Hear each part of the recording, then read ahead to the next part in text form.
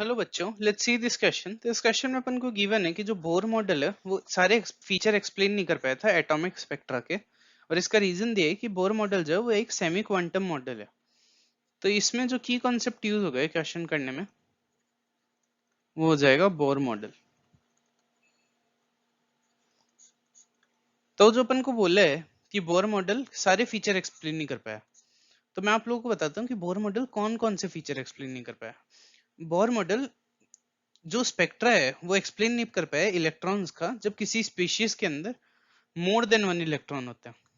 जब किसी स्पीशीज के अंदर मोर देन वन इलेक्ट्रॉन होता है, वो स्पेक्ट्रा तब भी एक्सप्लेन नहीं कर पाया जब मैग्नेटिक फील्ड की प्रेजेंस में होता है एटम। मैग्नेटिक फील्ड की प्रेजेंस में होता है एटम। और वो तब भी एक्सप्लेन नहीं कर पाया था जब जो एटम होता है वो इलेक्ट्रिक फील्ड की प्रेजेंस में होता है। तो अपन ये तो बोल सकते हैं कि बोर मॉडल सारी फीचर्स ऑफ एटॉमिक स्पेक्ट्रा है उनको एक्सप्लेन नहीं कर पाया था। तो असर्शन तो करेक्ट है।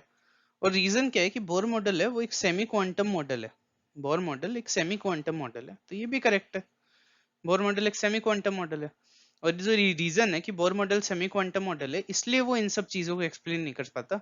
ये भी अपन बोल सकते हैं कि कोई भी मॉडल अगर सेमी क्वांटम मॉडल होगा तो उसके कुछ फीचर मिसिंग होंगे, तो वो फीचर्स ही हैं बोर मॉडल के।